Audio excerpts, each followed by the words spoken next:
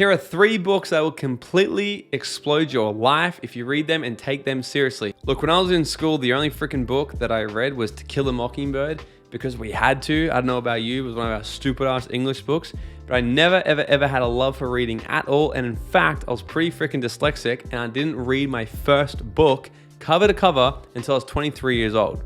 Once I started learning the right books and start figuring out there's books out there that can literally help you become rich and happy, I was like, where has this been my entire freaking life?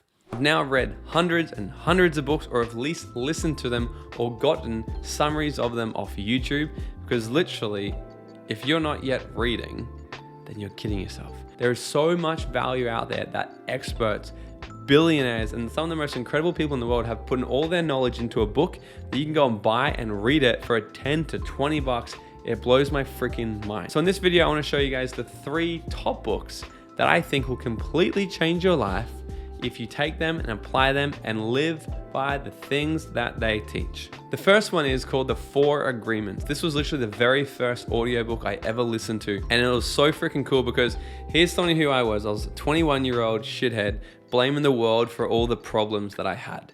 I was blaming the world for being broke, blaming the world for not being successful yet, and all these sorts of things. And one of the things it says in there was to always do your best. And I started to actually check that. I was like, do I show up as my best all the time? And the answer was absolutely no. I show up about 40% because that's what most people do. They show up just as their normal sort of rate. They show up just that, and then that's also the results they get. So one of the agreements he talks about is do your best 100% of the time.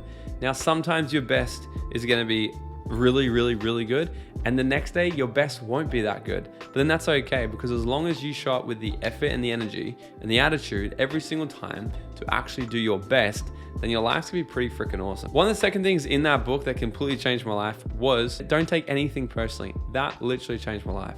Because back then I really did think when people said things to me, or people didn't do things, or they did things, I would take it personally and think it was my fault. I thought it was my responsibility. And since shifting that, I now literally look at everything objectively in life. And if people reject me, or if people do things to me, or don't do things to me, or say things to me, I'm like, that's cool. Means nothing about me, because I don't take it on personally and get into this story in my own head and think that there's something wrong with me. Although sometimes it is good to get good external feedback and course correct and improve your life 100%, but most of the time people are doing it and it's getting into their own way. Here's the thing, no one actually cares about you. I hate to break it. You know why? Because they're too busy worrying about what you're thinking about them. So get onto the 4 agreements. That one's going to change your freaking life. The next one is The Magic of Thinking Big. I've recommended this book to probably more people than out of any other book I've ever recommended, because how simple it is to read, how amazing it is, and how jam-packed it is with tangible little bits of value.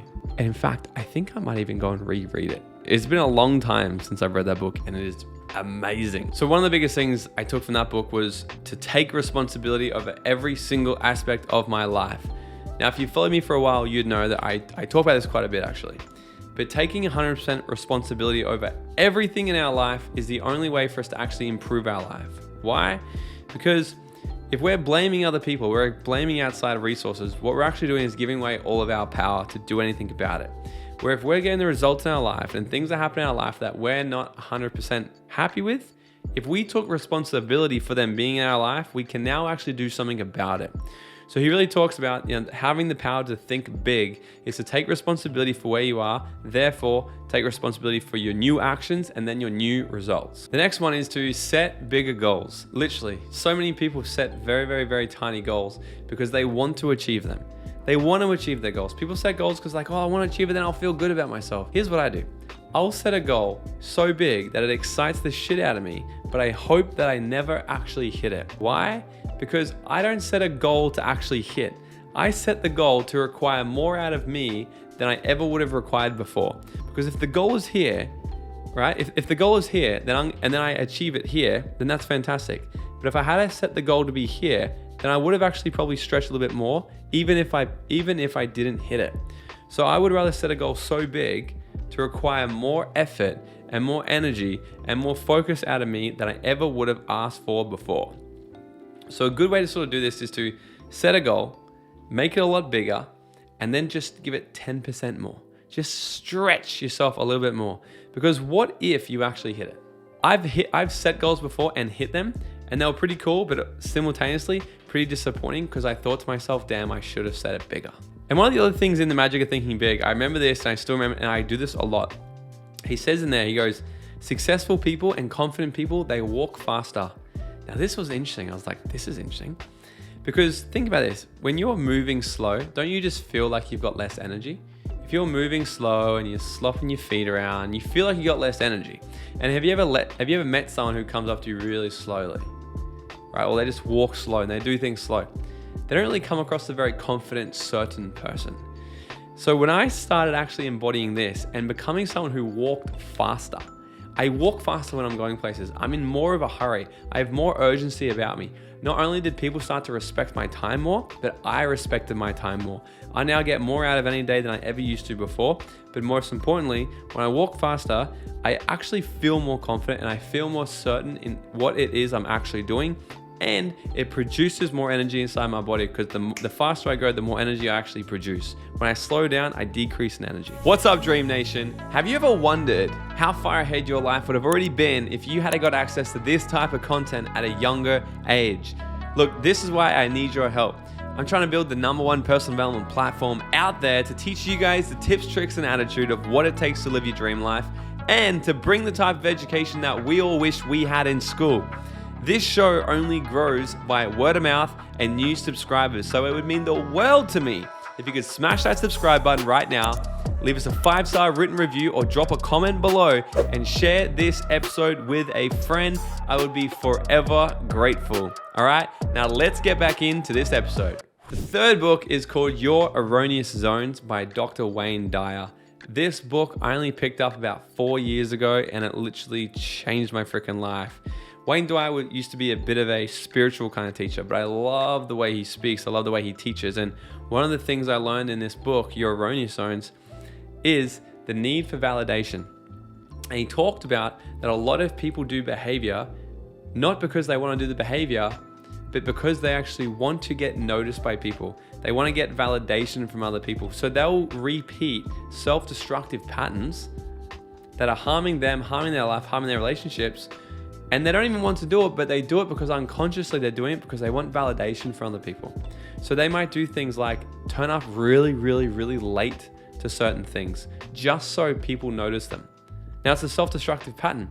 You don't want to be late to meetings and things like this because no one will take you seriously, but they will do things like this because they want to get noticed. And it's to try and please the inner self that didn't get it when they were very young or doesn't know how to actually give themselves validation. What I did for a long time was try to seek validation through women and success and all these sorts of things and the Instagram world. And I would do certain things not because I wanted to, but I'd do it because I wanted someone to validate me and be like, yeah, you're so cool. So once I started to figure this out, not only did so many areas of my life change, my happiness, my peace and joy increased, but I ended up getting so much more self-trust and self-esteem by actually learning how to just give myself my validation and not need it from anybody else. Another really good thing in this book was he talks about the two most pointless emotions out there. And one is fear and the other one is guilt. Because if you're fearful and you're worrying, you're living in the future. You're worrying about something that hasn't even happened yet. You're fearful, you're worrying, you're concerned, and you're living in the future and you're making up all this shit in your head that might happen. And then I don't know about you, but have you ever worried about something that might happen in your head and then it never even happened? And you spent that entire time worrying, getting so freaked out by something that never even happened. And then the other one is guilt. Spending your time living off guilt and remembering shit from the past that you did wrong one time, but then bringing it forward into your life with you. If you're worrying, if you're entrapped by guilt, it's because you're still living in the past. You're living in the past of things that went wrong, things you did wrong, mistakes you made. So what? Everybody makes mistakes. But the key is to actually remove the guilt and just be okay with being in the full present body and loving and fully accepting yourself as you are and living from that space, learning from the past and being excited for the future. And I'm gonna give you guys a bonus book here, okay? So book number 4 is $100 Million Offers by Alex Hormozi. This book for business owners, anyone want to get into business, is an absolute must.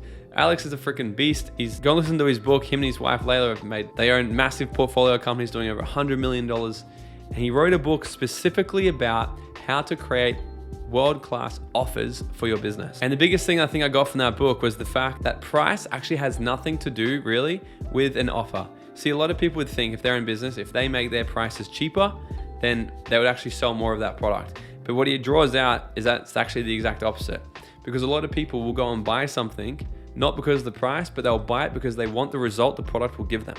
And sometimes if the product is really cheap, they'll actually think in their head, well, what's the likelihood of me actually getting the result I want? Pretty slim, so I don't even want to buy it. But if the same product is actually 10 times more expensive, they'll actually perceive in their head that, hey, the likelihood of me getting the result I want is really high because it must be, because it's so expensive, so I'll pay it. So it literally got me to rethink and reshape everything I know about pricing, offers, money, and all this sort of stuff, and also how I buy myself. So if you're in business or want to get into business, make sure you get onto that book as well. All right, guys, there you have it. That's the 4 books that have completely changed my life and my business, made me happier, healthier, and wealthier. Take them, get into it, read them all, digest it, get the audiobook, do whatever you need to do, but get them into your freaking life. And guys, if you have value from this, I'd love it if you liked, subscribed, do all those sorts of things, and share this content to a friend, because we put out so much content to help you guys learn the tips, tricks, and attitudes of what it takes to live your dream life. I put out so much content just to help you guys do that. So until next episode, guys, I love and appreciate you all. Go out there and dream out loud.